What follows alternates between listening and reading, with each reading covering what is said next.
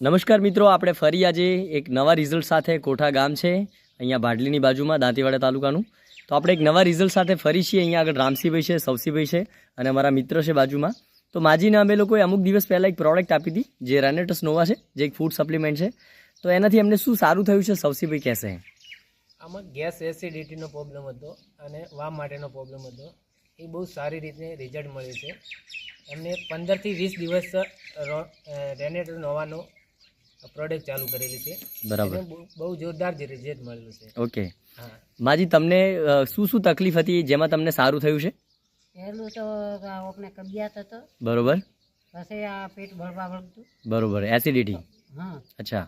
પછી આ મોર છે ને એટલે આમ ફાટી જેવી આ મોર કેડ્યું આ બાજુ એટલેથી મોડી અને આખી આ કેડ્યું ખોગા બોકડું થવું હોય ને એટલે આપણે તો પછી વખતે મોડે છે. અચ્છા, પછી એટલે આ દુખાવાનો પ્રોબ્લેમ હતો તમને. 100% રિઝલ્ટ છે. બરોબર છે. અને તમે કેટલા સમયથી વાપરો છો આ? આ તો 20 દિવસ થઈ ગયા. 20 દિવસ થઈ ગયા એમ ને? સૌથી વહેલી આલી હતી, મેં કોઈ દિવસ ગણ્યા નથી. બરોબર છે, બરોબર છે. માં, તમે આ દવાથી સંતુષ્ટ છો? તમે આ જે સપ્લિમેન્ટ છે એનાથી તમને સંતુષ્ટ છે?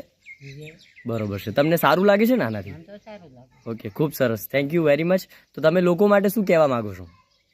આ દવા વપરાય એમ કે લોકો પૂછે તો કહે છે કે દવા વપરાય. સરસ, ગ્રેટ, ચલો, ગ્રેટ રિઝલ્ટ, વેરી નાઇસ.